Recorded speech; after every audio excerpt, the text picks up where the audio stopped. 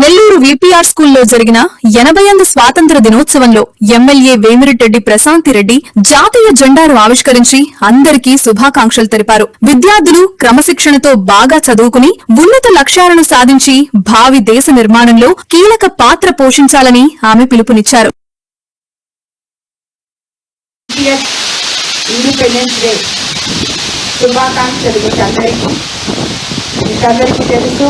మనం ఈరోజు ఇలా ఉన్నామంటే 80 సంవత్సరాల మన స్వాతంత్ర దినోత్సవం ఎందరో త్యాగమూర్తుల కానుక ఇది.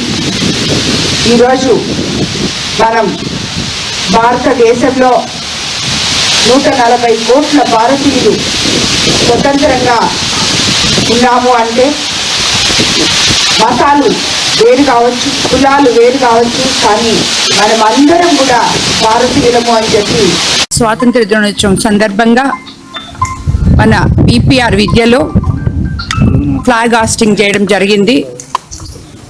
పిల్లలందరూ మార్చ్ ఫాస్ట్ చేశారు. సో వాళ్ళందరికీ కూడా 80వ స్వాతంత్ర దిన శుభాకాంక్షలు తెలుపుకున్నాం. ముందుగా మొత్తం రాష్ట్ర ప్రజలకు అందరికీ కూడా